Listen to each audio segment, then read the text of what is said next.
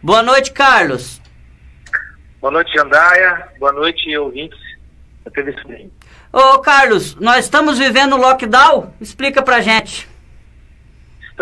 Fomos surpreendidos com esse decreto mais rígido do Estado do Mato Grosso do Sul. Trouxe bastante preocupação. O prefeito Valdomiro ficou mal o dia todo por conta disso. Estudamos medidas alternativas por conta da nossa situação pandêmica atual.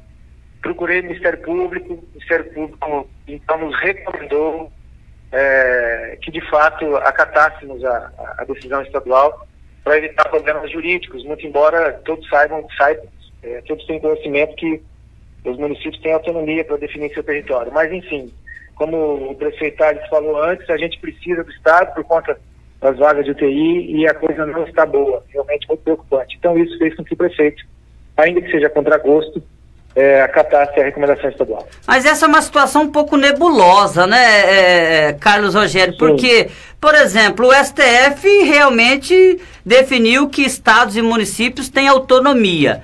Mas a gente já viu exemplos, como no Paraná, de que o governo do estado lançou um decreto e disse é obrigatório. Eu lembro que o prefeito Heraldo e alguns municípios da AMOP aqui não queriam aderir, foram obrigados a aderir, porque senão responderiam civil e criminalmente.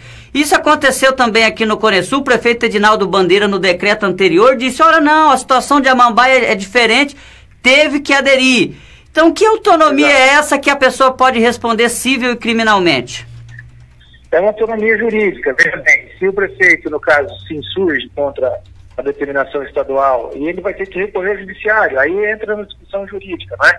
Porque essa decisão que foi zerada pelo STF, ela advém de um pedido que foi feito, e recentemente o presidente Jair Bolsonaro reclamou para si a autonomia sobre os atos relacionados ao lockdown e outras medidas mais restritivas, e o STF manteve essa autonomia.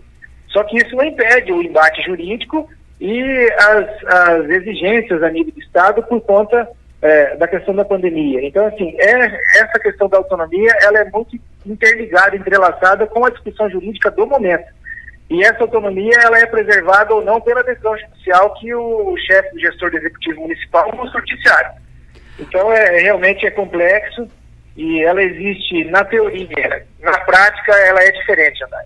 Esclarece pra gente, esmiuça um pouquinho esse decreto. Começa amanhã, comércio fechado, só pode atender delivery e drive-thru. Quem pode atender normalmente? Explica pra gente. Jandaia, o decreto, ele traz uma lista anexa que traz bastante atividade, várias atividades. Né? Inclusive, a gente recomenda a todos que nos acompanham, o decreto foi amplamente divulgado aí via WhatsApp, nas redes sociais, enfim, que dispensem um tempo para ler essas atividades para poder se orientar certinho, porque tem atividades, por exemplo, que são permitidas, logo o item 1.1 fala de serviços públicos prestados no âmbito dos órgãos, autarquias e das fundações do Poder Executivo Estadual, desde de forma remota. Por exemplo, um colega advogado me ligou ainda há pouco dizendo, nós vamos poder trabalhar, por exemplo, tem lá no item 1.36, atividades de escritórios nas áreas administrativa, contábil e jurídica e imobiliária, dentre outras, de forma remota à distância.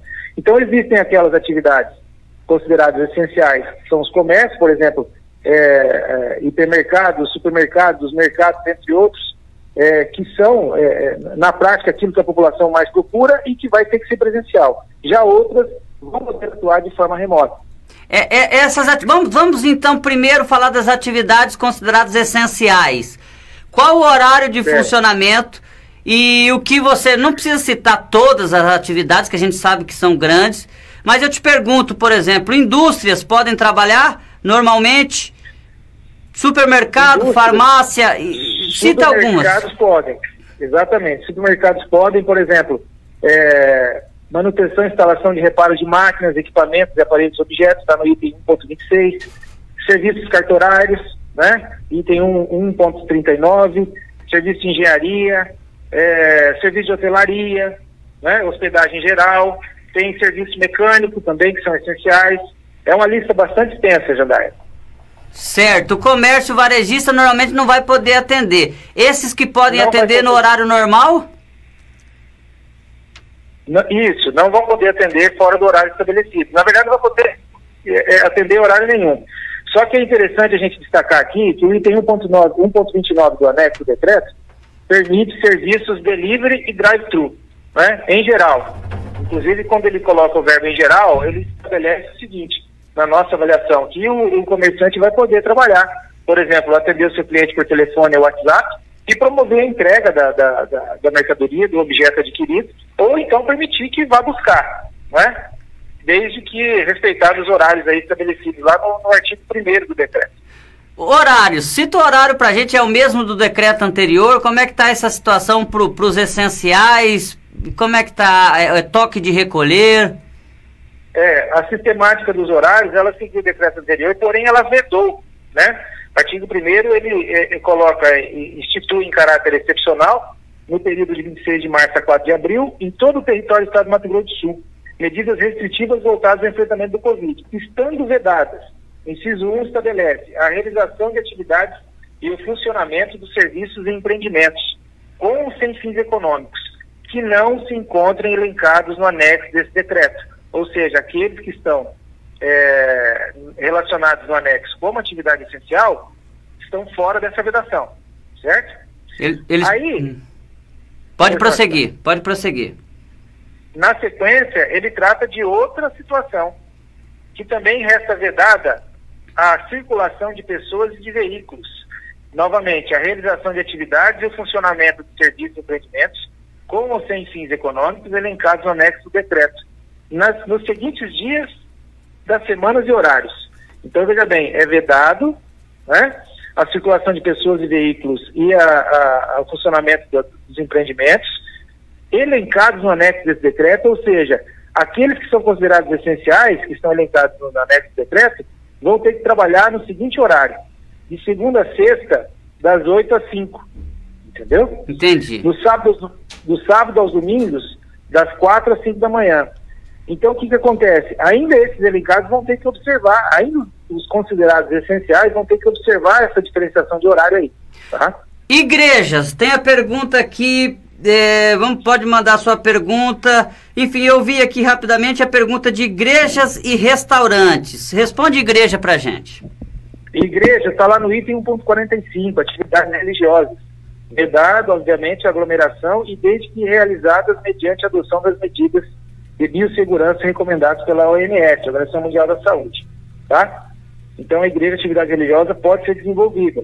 No próprio decreto, Jandaia, lá na frente, no artigo, tem um artigo que estabelece que é para observar, né, os protocolos de segurança, a capacidade de 50%, né, todas aquelas medidas de segurança que a população está bem familiarizada já. Ou seja, ainda que esses essenciais têm que observar as regras com maior rigor nesse momento. Então, resumindo, igreja até as 20 horas pode funcionar.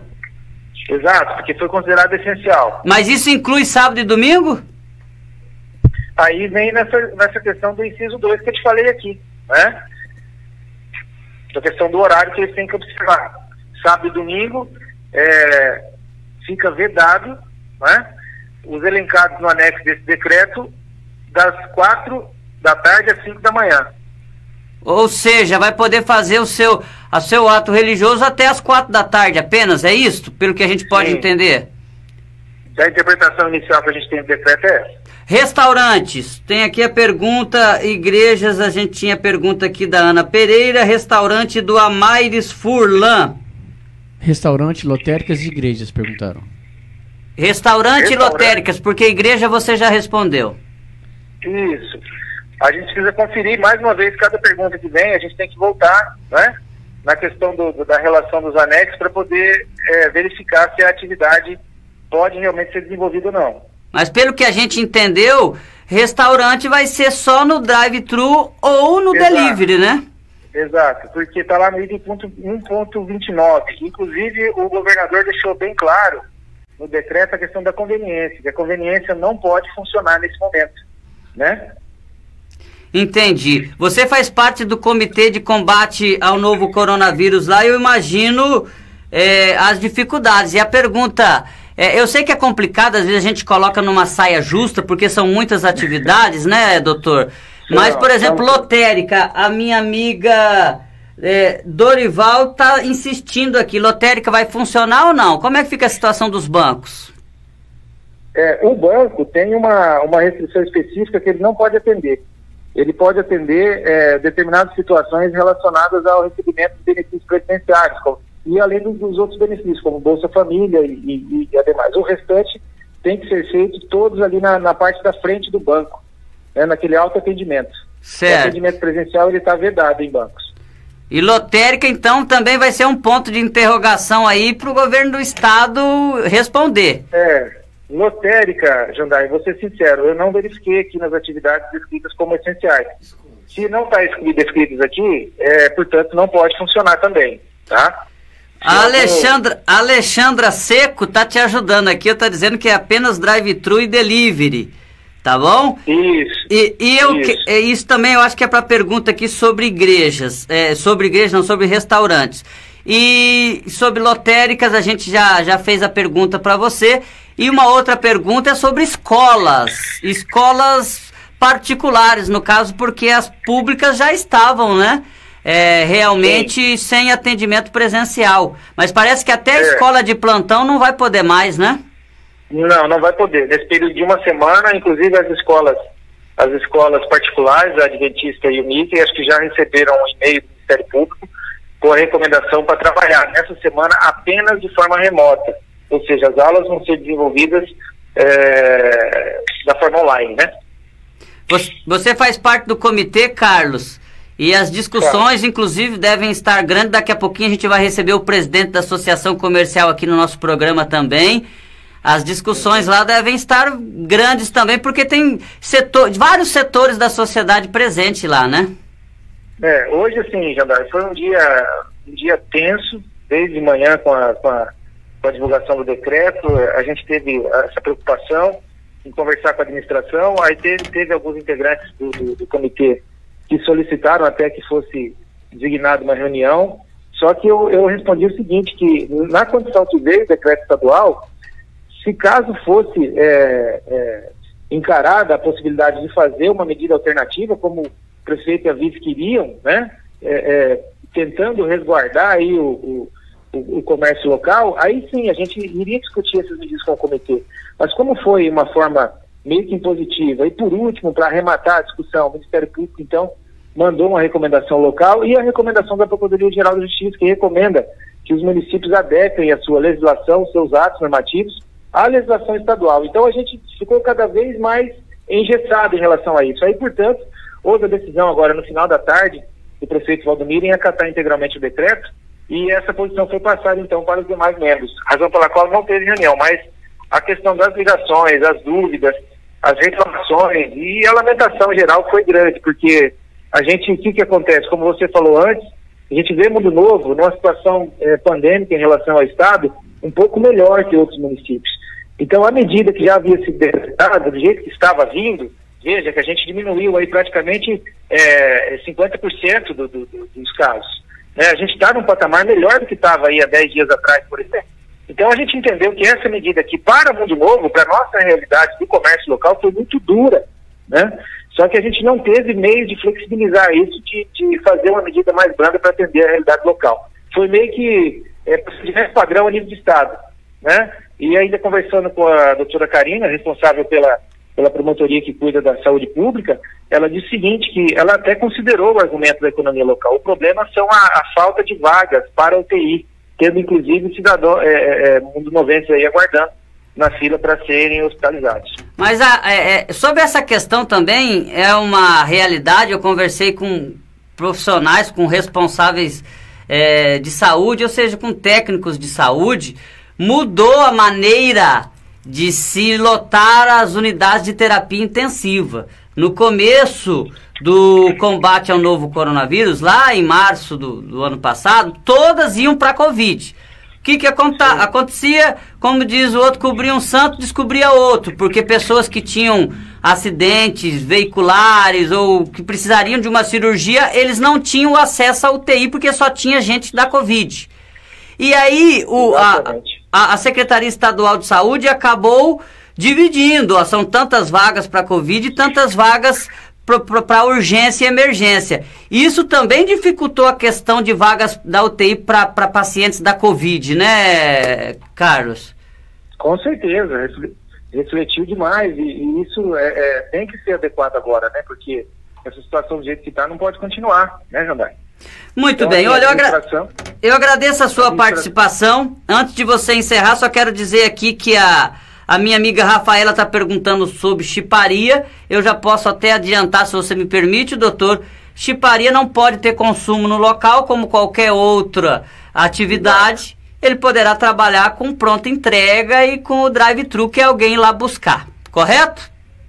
Correto. Jandai, só uma última observação.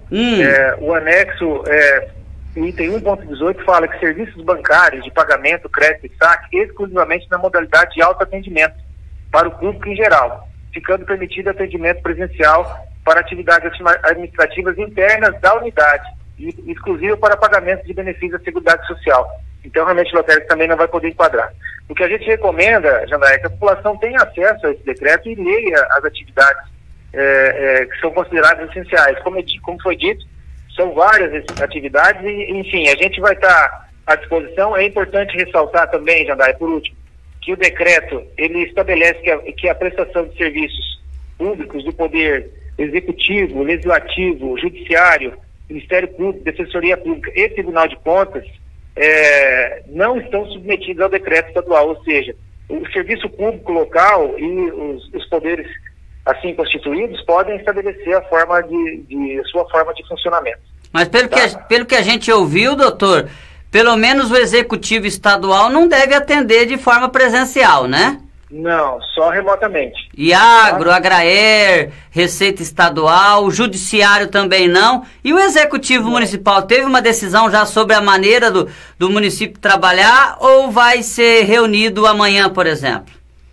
Eu acredito que o prefeito, a gente ficou nessa polvorosa que foi em relação ao decreto. Ele adiantou para mim agora à tarde que acredito que vai ter que ter continuidade do serviço público para não atrasar as demandas que já estão em trâmite, mas a gente vai estabelecer uma forma de ver o trabalho essencial e o trabalho remoto vai imperar a princípio, tá?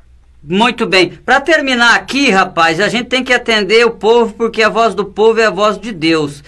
Parece-me que a construção civil é permitida a continuidade do trabalho, correto? É correto. A construção civil tem previsão aqui no item 1.28, construção civil, montagens metálicas e serviços de infraestrutura geral. E os depósitos de materiais? Aqui é uma pergunta, então, deixa eu ver se eu consigo definir aqui quem fez a pergunta, mas enfim, tá aqui.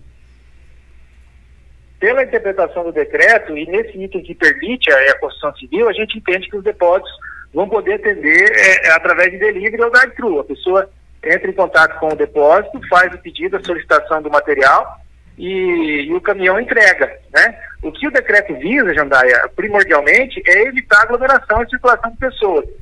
O decreto não quer prejudicar diretamente o comerciante, embora isso aconteça.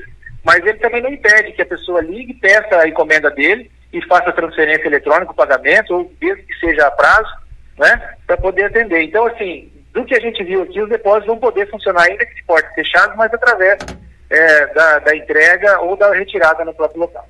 Olha, meu amigo, eu só tenho que agradecer mais uma vez. Você está aqui nos atendendo, esclarecendo a população, agindo como uma pessoa que realmente tem preocupação, porque a nossa audiência está altíssima e as pessoas estavam ansiosas por te escutar. Obrigado. Eu que agradeço a oportunidade. A gente aí pede desculpa a eventual interpretação equivocada, porque é tudo muito novo. Enfim, a gente, enquanto município, se coloca à disposição para atender a população da eventual dúvida que surgir aí, tá certo? É uma medida que ninguém gostou de tomar, Jana. Isso que é bom que fique bem claro.